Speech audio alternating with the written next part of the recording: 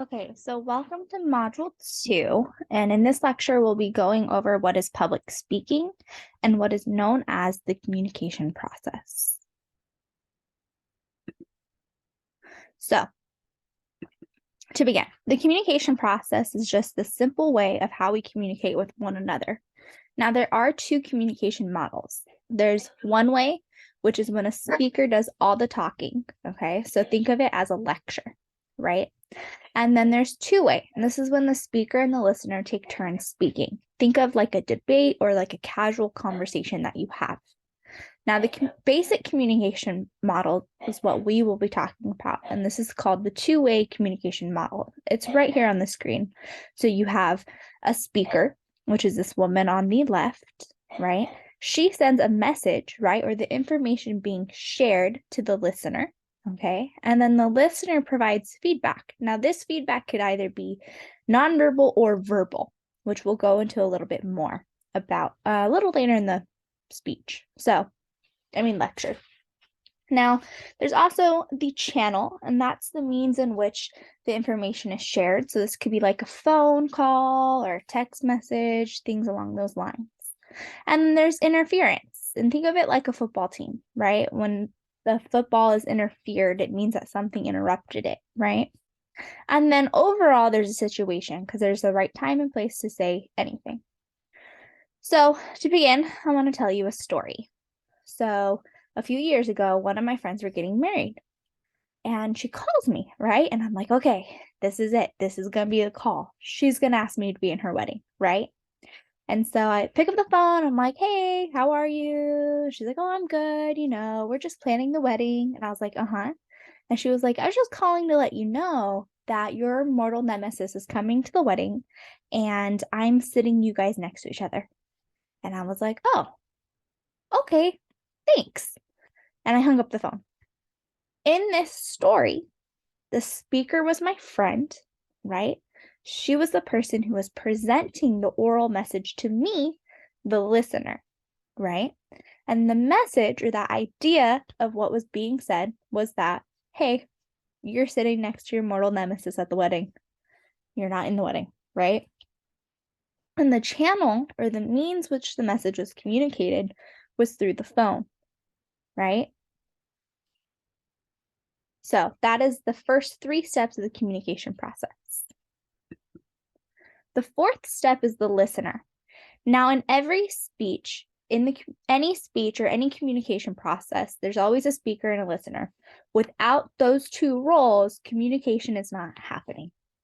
Everyone has a role to play. The listener has jobs to play and the speaker has jobs to play. We'll talk about that throughout the entire semester, okay? So in the communication process, the listener is the person who receives the message. Now, without the listener, there is no communication. It's like that big paradox. If the tree falls in the woods, but no one's around to hear it, did the tree make noise? Okay. If communication happens and there's no listener, was there communication? No. Okay. Now, let's remember that everything a speaker says is filtered through the listener's frame of reference. You want to remember frame of reference. It's a very important term for the midterm. Frame of reference is the listener's knowledge, experience, goals, values, and attitudes they have about the specific topic or idea. All right. Now, it's safe to say that the speaker and the listener will never have the same frame of reference. And that's because we're all different people. All right. And that's when diversity comes into the conversation. Now, for me and my friend, going back to the story, my frame of reference when I picked up the phone was that she was going to ask me to be in her wedding. Right? Well, that's not what happened. And so you could say that as a listener, my frame of reference was violated, and I had a way of receiving the message differently than she would have had expected. Now, moving on to the fifth step. The fifth step is feedback.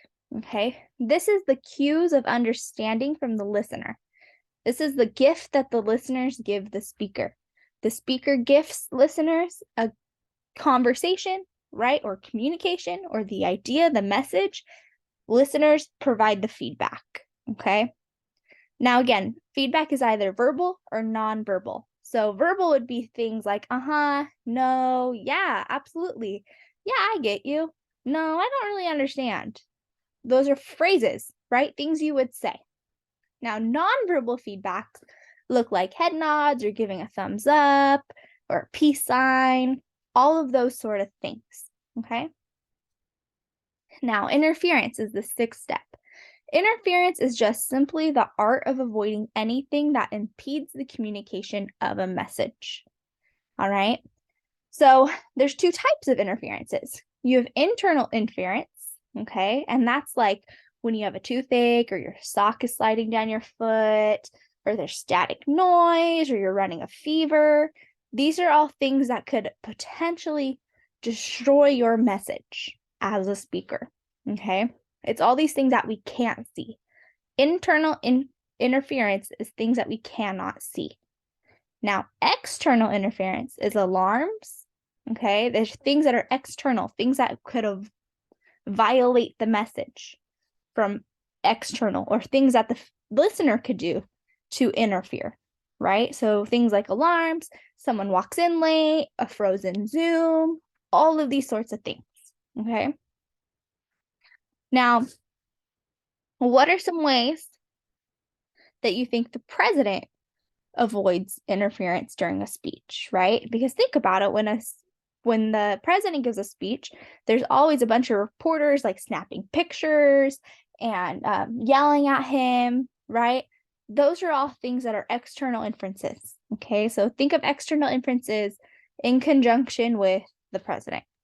He has to do specific tasks in order to avoid that, right? Now that may look like, staring off into the corner, not looking people in the eyes, right? Remaining calm, not thinking about his own internal interferences, right?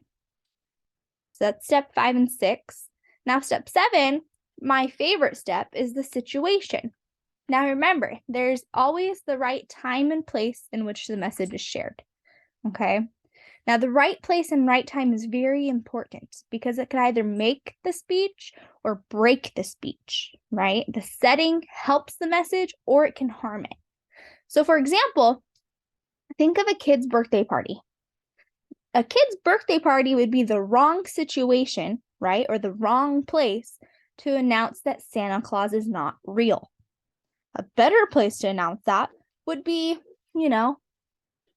brunch with your friends, okay?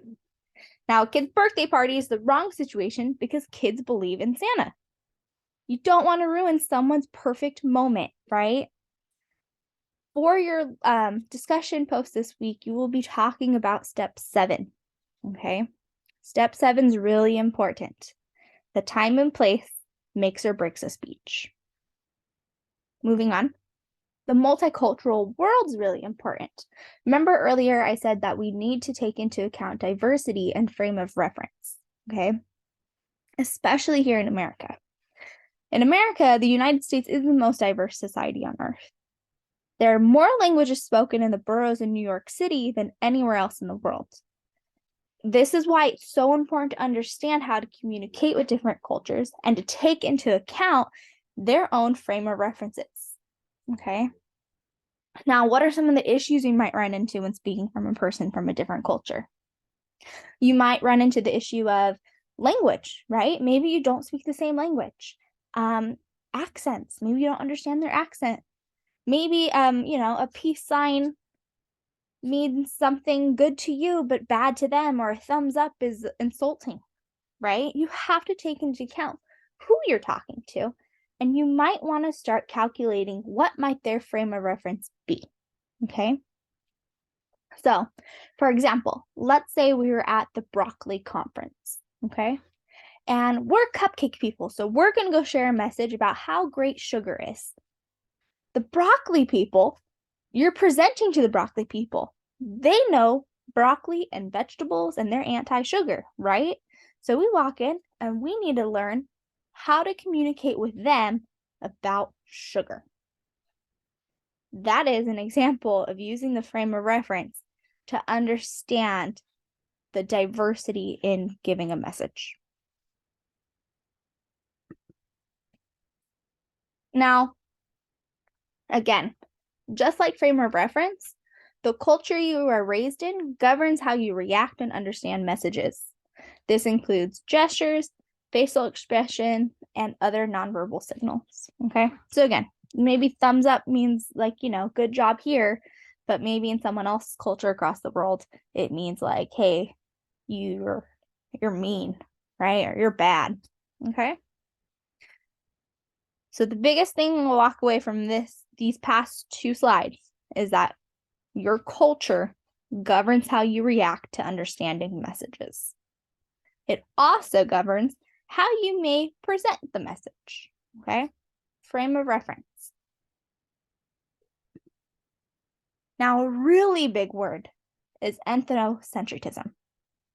Ethnocentrism is the belief that one's own group or culture is superior to all other groups or cultures.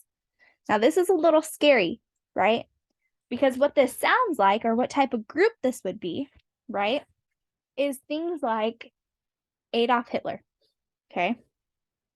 Hitler was a very ethnocentric person, right? He believed that his own group was superior to other groups, right?